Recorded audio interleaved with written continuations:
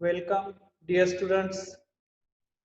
JRPS Junior College, Naranggaon online lecture series, subject Agriculture Science and Technology, Standard 12th. विद्यार्थी मित्रांनो, मागील लेक्चरमध्ये आपण मोड्स ऑफ रिप्रोडक्शन हा चॅप्टर पाहिलेला आहे. त्यानंतर आता पुढील 4th नंबरचा जो चॅप्टर आहे तो या ठिकाणी आज आपण शिकणार आहोत. 4th नंबरचा चॅप्टर सीड प्रोडक्शन टेक्नॉलॉजी. तर यामध्ये आज आपण या ठिकाणी सीड प्रोडक्शन टेक्नॉलॉजी 2 क्रॉपचं या ठिकाणी ह्या चॅप्टर मध्ये शिकणार आहे. त्यामध्ये जवार अँड कॉटन हे 2 क्रॉप्स आपण या चॅप्टर मध्ये अभ्यासणार आहोत. त्या अगोदर सुरुवातीला आपण काही बेसिक जी इन्फॉर्मेशन आहे ती या ठिकाणी पाहणार आहोत. यामध्ये सुरुवातीला सीड टेक्नॉलॉजी म्हणजे काय हे आपण सुरुवातीला समजून घेऊयात. सीड टेक्नॉलॉजीची डेफिनेशन आहे ती मी तुम्हाला आता सांगतोय. Seed technology is a branch of science which deals with the study of methods of improving genetic and physical characteristics of seed. या ठिकाणी डेफिनेशनचा अर्थ समजून घ्या. It is the branch of science, हे एक विज्ञानाचं त्या ठिकाणी शाखा आहे. which deals with study of method of improving genetics. त्याचबरोबर या ठिकाणी एक अभ्यास करायचा आहे आपल्याला इम्प्रूव्हिंग जेनेटिक्स. त्या ठिकाणी जनुकीय दृष्ट्या त्यामध्ये आपल्याला सुधारणा करायची आहे. And physical characteristics of seeds, त्याचबरोबर जे भौतिक गुणधर्म आहेत सीडचे, सीड्स म्हणजे बियाणे, तर त्या बियाण्याचे भौतिक गुणधर्म या ठिकाणी आपल्याला शिकायचे आहे. तर त्या ज्या शाखेत आपण शिकणार आहे त्याला सीड टेक्नॉलॉजी असं म्हणतो. व्याख्या पुन्हा एकदा पहा. Seed technology is a branch of science which deals with the study of methods of improving genetic and physical characteristics of seed. त्यानंतर दुसरी जी व्याख्या आहे, the seed technology is a science which deals with production, processing, testing and distribution of seed. तर या ठिकाणी ही दुसरी व्याख्या दिलेली आहे सीड टेक्नॉलॉजीची. The seed technology is a science, हे एक विज्ञान आहे. विच डील्स विथ प्रोडक्शन, त्यामध्ये मग आपल्याला प्रोडक्शन करायचं आहे, उत्पादन करायचं आहे. त्यानंतर प्रोसेसिंग, त्यानंतर त्याच्यावरती प्रक्रिया करायची आहे सीडवरती. देन आफ्टर टेस्टिंग, त्यामध्ये त्याची जी शुद्धता आहे बियाण्याची ती आपल्याला या ठिकाणी पाहायची आहे. अँड डिस्ट्रीब्युशन ऑफ सीड, त्याचबरोबर त्याचं जे मार्केटिंग आहे, डिस्ट्रीब्युशन म्हणजे त्याचं वितरण आपल्याला सीडचं पाहायचं आहे, त्याला आपण सीड टेक्नॉलॉजी असं म्हणतो. व्याख्या पुन्हा एकदा पहा. The seed technology is a science which deals with production, processing, testing and distribution of seed. तर अशा पद्धतीने आपण या ठिकाणी 2 व्याख्या पाहिलेल्या आहेत. पहिली, seed technology is a branch of science which deals with the study of method of improving genetic and physical characteristics of seeds. आणि दुसरी आहे, the seed technology is a science which deals with production, processing, testing and distribution of seed. त्यानंतर next part, principle of seed production. Seed प्रोडक्शनचे principle आपण पाहूयात. त्यामध्ये general जे principal आहे तर ते 2 प्रिन्सिपल यामध्ये सांगितलेले आहेत. त्यामध्ये first genetic principle and second agronomic principle. आता जेनेटिक प्रिन्सिपल मध्ये त्या ठिकाणी सर्व जनुकीय संबंधित जे घटक आहेत ते या ठिकाणी आपण अभ्यासणार आहोत.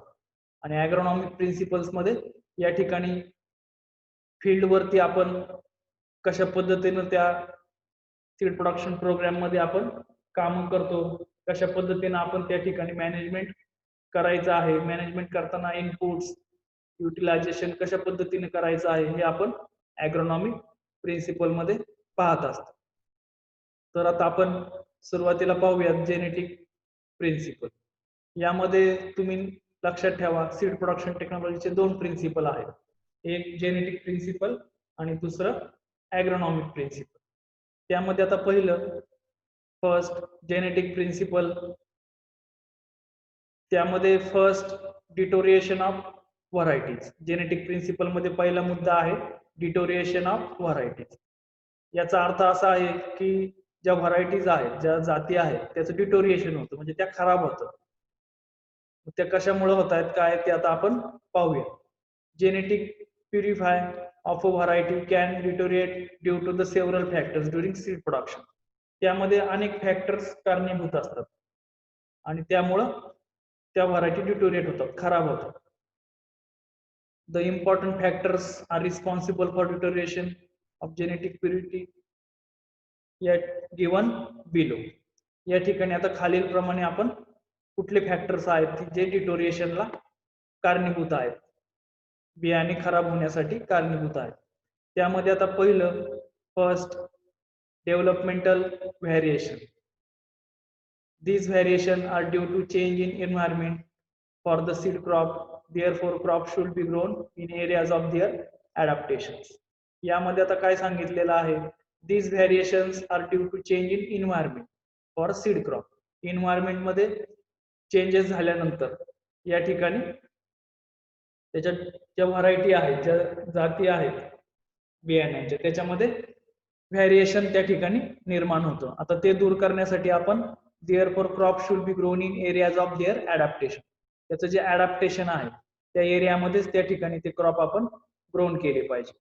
उदाहरणार्थ शुगर केनची जर व्हरायटी असेल, समजा ती व्हरायटी कोइंबतूर तामिळनाडू या ठिकाणी ती तयार झालेली असेल, परंतु त्याचं जे रिलीज कुठल्या लोकेशनसाठी झालेली आहे, समजा पश्चिम महाराष्ट्रासाठी जर ती व्हरायटी रिलीज केली असेल तर ती पश्चिम महाराष्ट्रामध्येच त्या ठिकाणी चांगल्या पद्धतीने येऊ शकते आणि दुसऱ्या रिजन मध्ये ती येणार नाही. त्यामुळं crop should be grown in areas of their adaptation. त्या ठिकाणी त्याच्या स्पेसिफिक लोकेशनलाच ती व्हरायटी आपण लावली पाहिजे.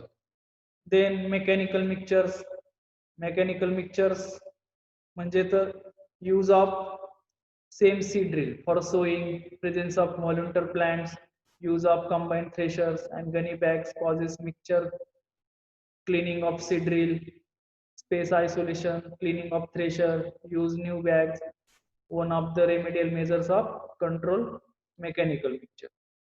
तर यामध्ये मेकॅनिकल मिक्सचर मध्ये काय होतं, तर आपण पिकाची काढणी करताना, त्याचबरोबर पेरणी करताना या ठिकाणी इतर जातीचं बियाणं त्याच्यामध्ये मिक्स होतं किंवा इतर जाती की जे व्हॉलंटियर दुसरे प्लांट्स आहेत ते त्या ठिकाणी त्याबरोबर मिक्स होतात.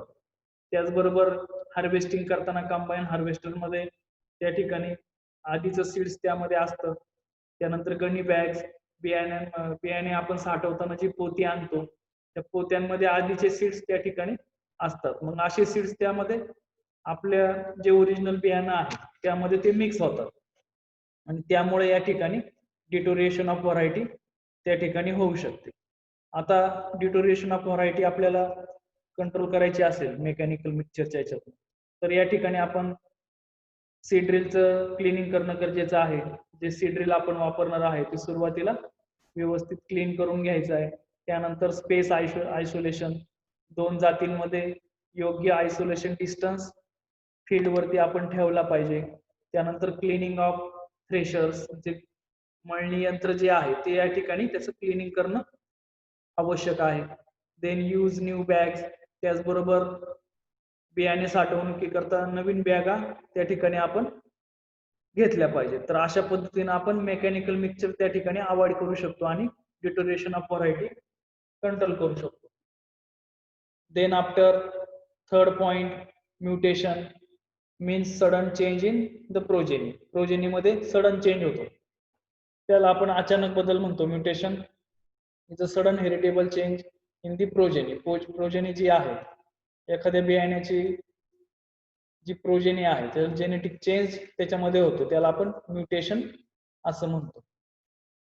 Then after natural crossing The deterioration may be due to natural crossing with diseased plants of types etc. तर नॅचरल क्रॉसिंग जे आहे त्याला आपण नैसर्गिक परागीभवन असं म्हणतो. मग त्या ठिकाणी काय होतंय, the deterioration may be due to natural crossing with diseased plants or off types. जे डिसीज्ड प्लांट्स जे आहेत, जे रोगट जी झाडं आहेत किंवा ऑफ टाईप म्हणजे जे इतर झाडं आहेत, वीड्स आहेत, म्हणजे त्याला आपण तण म्हणतो, याबरोबर सुद्धा हे नॅचरल क्रॉसिंग त्या ठिकाणी होतं आणि त्यामुळं डिटोरिएशन ऑफ व्हरायटीज होत असतात. Then after minor genetic variation, यामध्ये सूक्ष्म किंवा कमी प्रमाणात जनुकीय जो बदल आहे तो या ठिकाणी होतो. Varieties at the time of release may consist of some minor genetic variations. या ठिकाणी ज्यावेळेस व्हरायटी रिलीज होत असते त्यावेळेस मायनर जेनेटिक व्हेरिएशन त्या ठिकाणी होतं आणि त्यामुळे डिटोरिएशन त्या ठिकाणी होत असतं. आता मायनर जेनेटिक जे व्हेरिएशन आहे त्याचे precautions during the maintenance of nucleus seed and breeder seed of cross pollinated varieties are suggested to control this variation.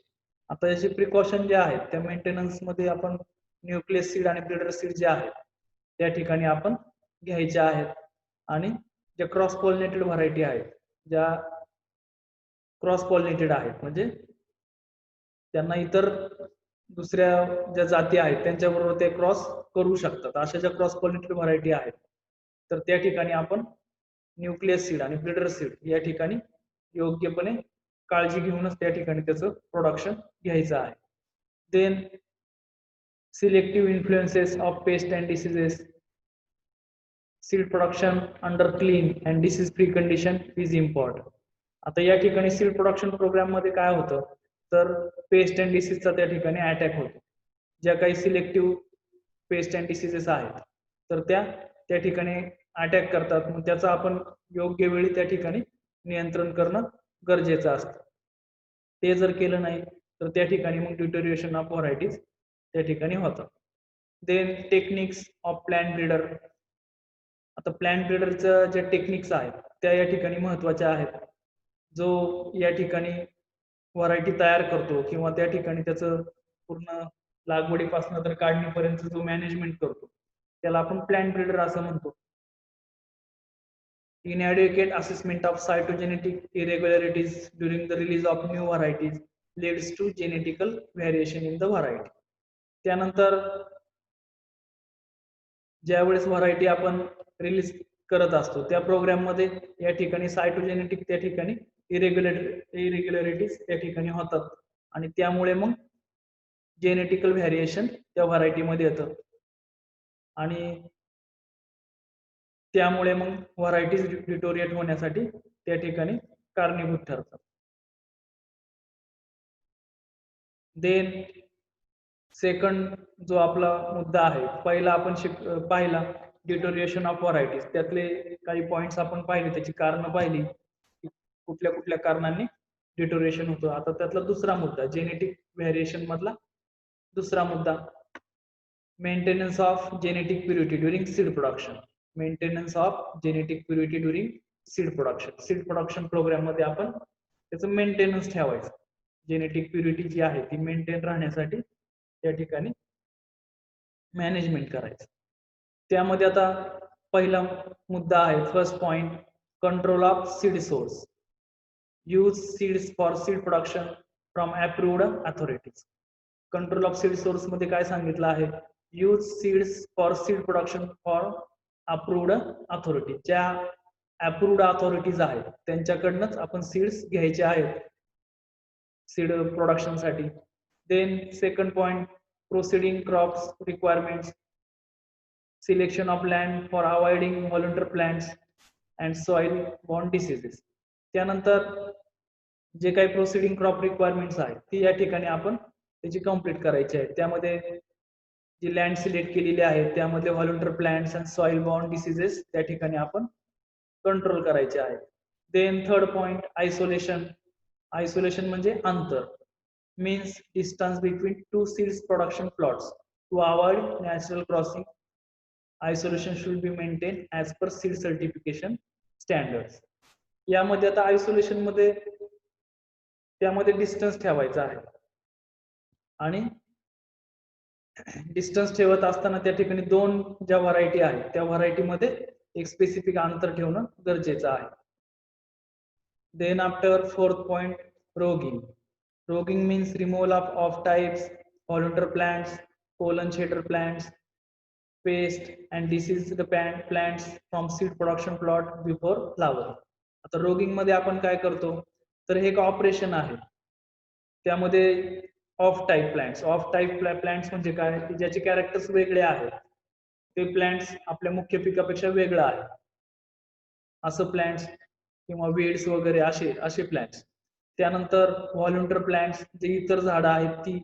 त्यानंतर पोलन शेडर प्लांट्स, पोलन त्या ठिकाणी शेडिंग करणारे जे प्लांट्स आहेत आपल्या फील्ड मधले ते प्लांट्स. त्यानंतर paste and disease affected plants, असे प्लांट्स आपण बिफोर फ्लावरिंग त्या ठिकाणी शेतातून आपल्या काढून टाकायचे, त्याला आपण रोगिंग ऑपरेशन असं म्हणतो. Then seed certification. Inspection of seed plots from qualified and experienced person is necessary.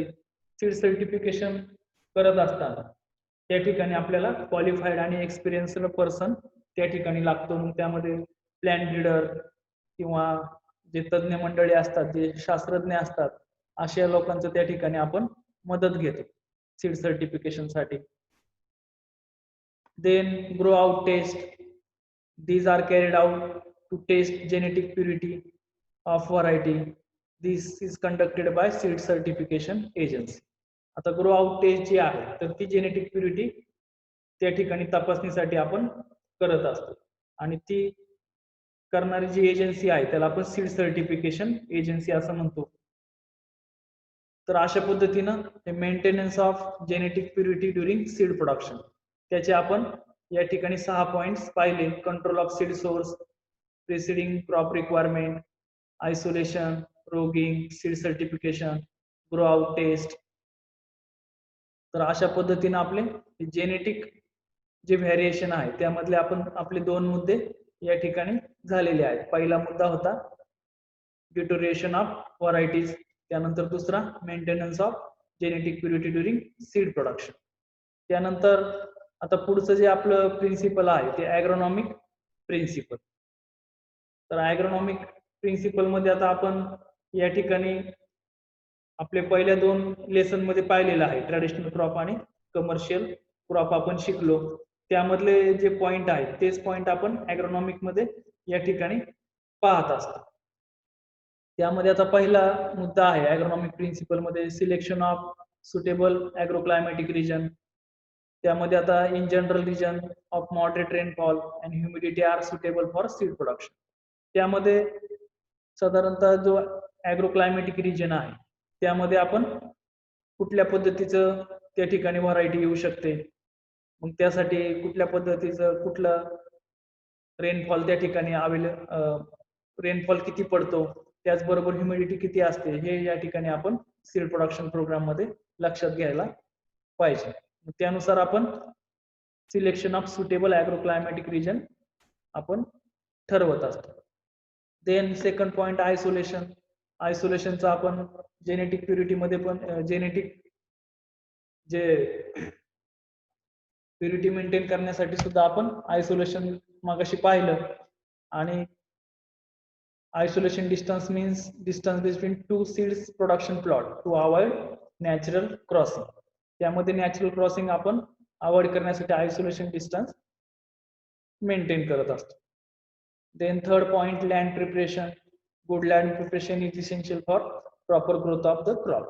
आता या ठिकाणी लँड प्रिपरेशन करणं आवश्यक आहे जेणेकरून त्या क्रॉपची वाढ आणि स्पेसिंग वगैरे व्यवस्थित त्या ठिकाणी आपल्याला मेंटेन करता येईल. Then fourth point variety. The variety should suit to agroclimatic condition. It should be high yielder and disease resistant. आता जी व्हरायटी आपण सिलेक्ट करणार आहे ती त्या ठिकाणी त्या ॲग्रोक्लायमॅटिक कंडिशनला सुटेबल पाहिजे, त्याचबरोबर ती हाय यील्डर पाहिजे अँड डिसीज रेझिस्टन्स पाहिजे.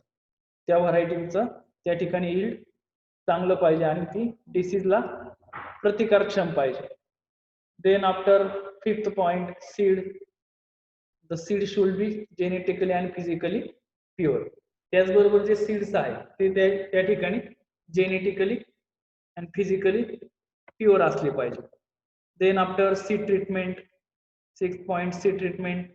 Seed should be treated to prevent the attack of certain pests and diseases, improve germination, increase nitrogen fixation.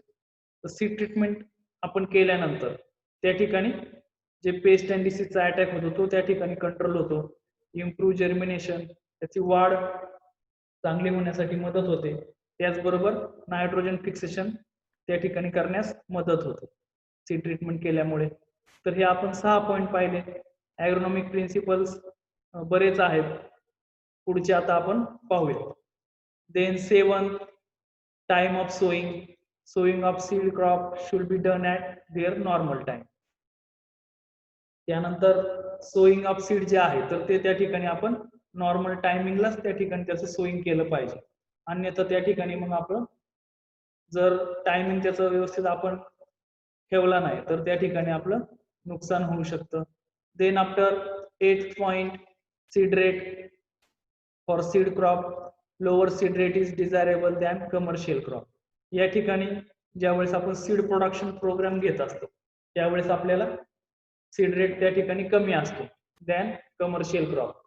त्यामध्ये जे कमर्शियल क्रॉप आहेत जे आर्थिक फायद्यासाठी आपण घेतो त्या क्रॉप पेक्षा सीड प्रोडक्शन प्लॉट मध्ये सीड रेट कमी असतो. Then method of sowing. Most common method of sowing seed crop is drilling of seed in rows. आता साधारणतः जी मोस्ट मेथड जी आहे, मोस्ट कॉमन मेथड ती ड्रिलिंगची आहे सीड प्रोडक्शन साठी.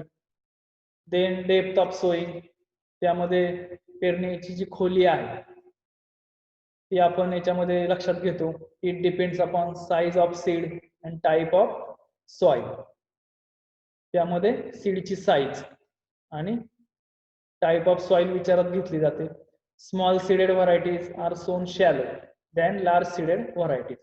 आता ज्या व्हरायटीज स्मॉल सीडेड आहेत त्याचे ग्रेन बारीक आहेत असे ग्रेन्स आपण शॅलो डेप्थला त्या ठिकाणी त्याचं सोईंग करतो.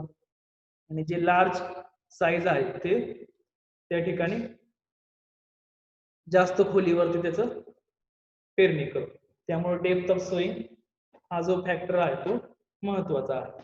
देन रोगिंग आपण मगाशी पाहिलं. Remove off type volunteer plants, pollen shedder pest and disease affected plants before flowering. त्यानंतर 12th पॉइंट सप्लिमेंटरी पॉलिनेशन.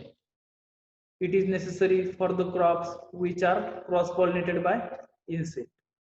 आता या ठिकाणी सप्लिमेंटरी पॉलिनेशन म्हणजे काय, तर एखाद्या पिकामध्ये पॉलिनेशन होत नाही किंवा पॉलिनेशन होण्यास अडचणी येतात, मग अशा वेळी आपल्याला आर्टिफिशियल त्या ठिकाणी पॉलिनेशन करावं लागतं किंवा इन्सेक्ट्स वगैरे या ठिकाणी आपल्याला ठेवावे लागतं. उदाहरणार्थ सनफ्लावरचं आपण जे फुल आहे ते फुल एकमेकांना घासतो आणि त्याचं पॉलिनेशन करतो. त्यानंतर 13th point weed control. Hand weeding, hoeing, use of herbicides are the method of weed control. तर वीड कंट्रोल मध्ये काय आहे तर आपण तण नियंत्रण करायचं आहे. त्यामध्ये हाताने त्या ठिकाणी खुरपणी करू शकतो. होईंग म्हणजे या ठिकाणी कोळपणी आपण करू शकतो. Then after use of herbicides, त्यामध्ये जी तणनाशक आहेत विडीसाइड्स त्यांचा वापर करून आपण तण नियंत्रण करू शकतो. Then after irrigation, 14th point irrigation. It depends upon type of soil, season and water requirement of crop. आता साधारणतः इरिगेशन जे आहे तर ते soil, season and water requirement त्या क्रॉपची किती आहे ते आपण लक्षात घेतल्यानंतर इरिगेशन मॅनेजमेंट आपण फील्ड वरती करणं गरजेचं आहे. Then 15th point manures and fertilizer. Adequate quantity of manures or fertilizers are essential for good yield and better quality seeds. तर मॅन्युअल फर्टिलायझर मध्ये आपल्याला ऑप्टिमम आणि ॲड्युकेट क्वांटिटीचं त्या ठिकाणी शेणखत आणि खत जी रासायनिक खत आहेत ती त्या ठिकाणी आपण वापरणं गरजेचं आहे. Then 16th point, insect pest disease control.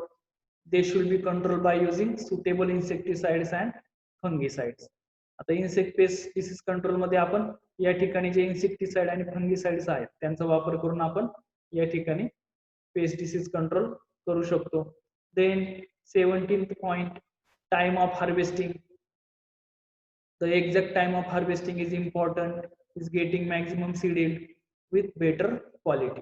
त्यामध्ये जो एक्झॅक्ट टाइम आहे टाइम ऑफ हार्वेस्टिंगचा तो त्या ठिकाणी आपण लक्षात घेतला पाहिजे आणि त्या पद्धतीने आपण त्याचं हार्वेस्टिंग केलं पाहिजे, तरच आपल्याला seed yield, maximum seed yield आणि बेटर क्वालिटी आपल्याला मिळू शकते. Then 18th point, method of harvesting. Harvesting and threshing of seed crop is done manually by hand or by using threshers. त्यामध्ये ज्या हार्वेस्टिंगच्या पद्धती आहेत त्या पद्धतीमध्ये आपण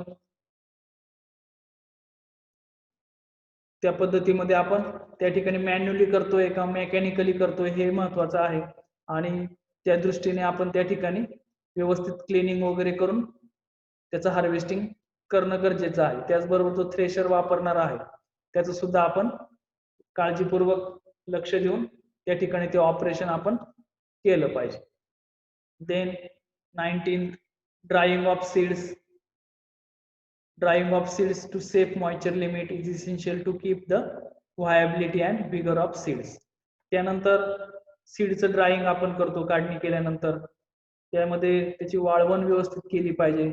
सूर्याच्या प्रकाशामध्ये आपण बियाणे वाळवतो आणि त्याचं एक सेफ मॉइश्चर लिमिट पर्यंत त्या ठिकाणी त्याची वाळवणूक करणं गरजेचं आहे, कारण त्याची व्हायबिलिटी अँड व्हिगर ऑफ सीड्सची त्या ठिकाणी मेंटेन राहिली पाहिजे, जेणेकरून त्याची उगवण क्षमता त्या ठिकाणी योग्य प्रमाणात राहील.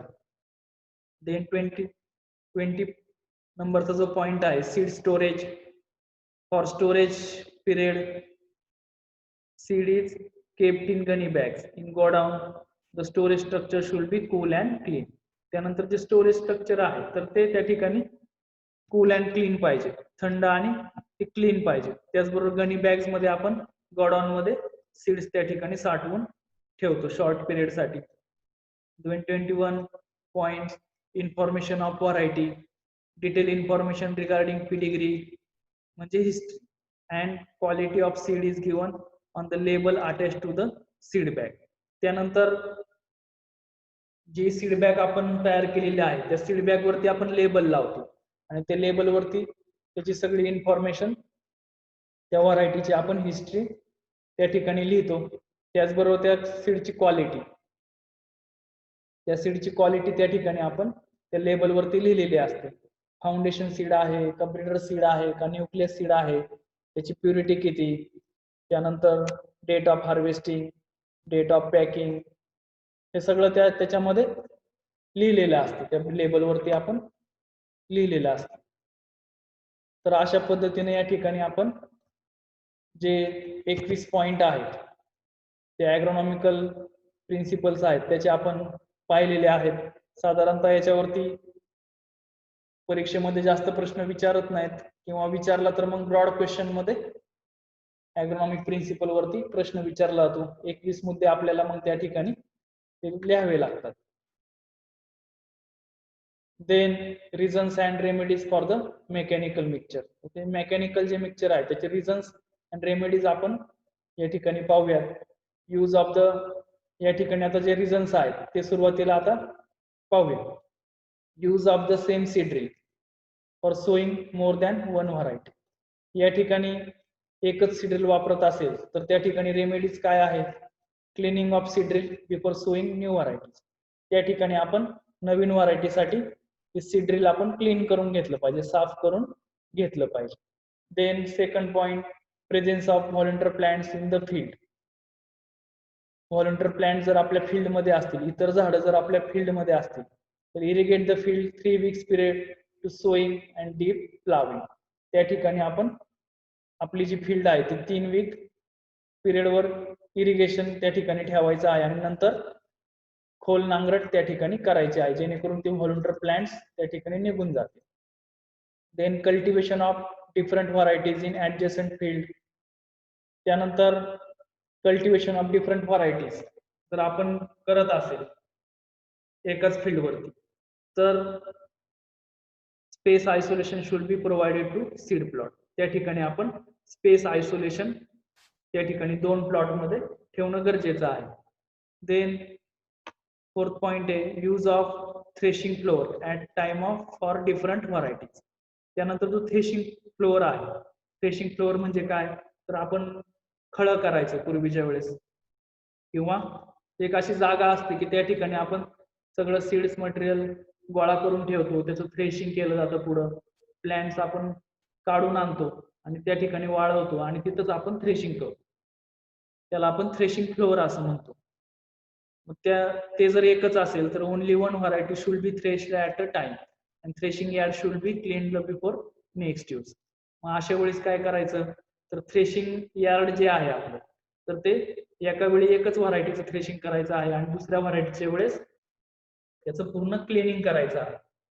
Then fifth point use of combine or threshing equipments and gunny bags contaminated with the seeds of different varieties.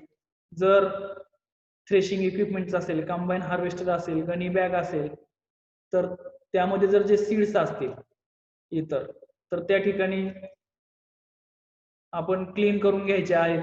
Threshing equipment should be cleaned before use. Gunny bag should be new or old gunny bag should be cleaned and fumigated before use. या ठिकाणी वापरण्याच्या अगोदर ते व्यवस्थित clean करून घ्यायचे. तर अशा पद्धतीने आपण reasons and remedies for the mechanical mixture म्हणजे यांत्रिकी कामामध्ये ज्या वेळेस काही मिक्सचर होतात आणि मग जेनेटिक प्युरिटी त्या ठिकाणी आपली नाहीशी होते किंवा कमी होते तर ते आपण कंट्रोल करण्यासाठी या रेमेडीज आपण त्या ठिकाणी लक्षात ठेवायच्या आहेत. देन सप्लिमेंटरी पॉलिनेशन एक मुद्दा आपला होता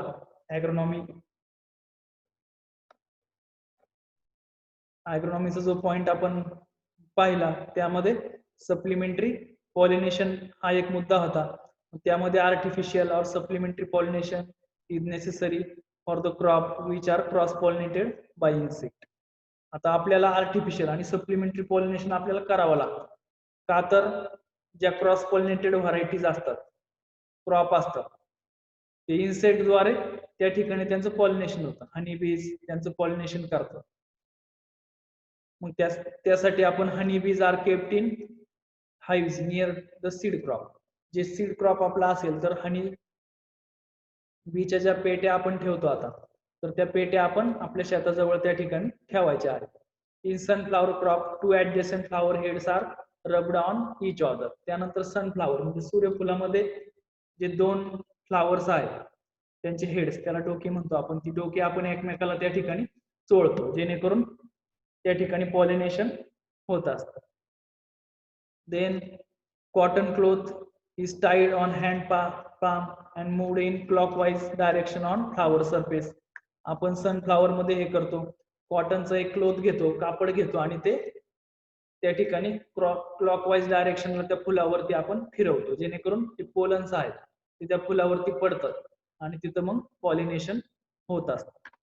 दिस results in increasing pollination and seed testing. आणि याच्यामुळं काय होतं, इन्क्रीज पॉलिनेशन त्या ठिकाणी वाढतं आणि सीड सेटिंग त्या ठिकाणी होतं, जास्त प्रमाणात सीड्स त्या ठिकाणी तयार होतात.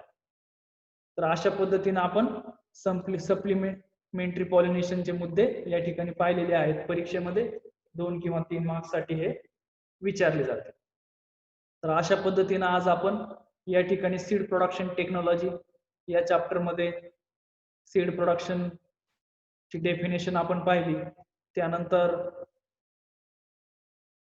त्याचे जे प्रिन्सिपल्स आहेत, प्रिन्सिपल्स मध्ये जेनेटिक प्रिन्सिपल अँड ॲग्रोनॉमिक प्रिन्सिपल्स आपण पाहिले. जेनेटिक प्रिन्सिपल मध्ये पहिला मुद्दा जो होता डिटोरेशन ऑफ व्हरायटीज तो आपण त्या ठिकाणी लक्षात घेतला. त्यानंतर ॲग्रोनॉमिक प्रिन्सिपल्स मध्ये त्या ठिकाणी आपण 21 मुद्दे आहेत ते आपण त्या ठिकाणी पाहिलेले आहेत. तर अशा पद्धतीने आपण या ठिकाणी आपलं लेक्चर आजचं या ठिकाणी पूर्ण झालेला आहे. पुढील लेक्चर मध्ये आपण याचा पुढचा भाग पाहणार आहोत. थँक्यू.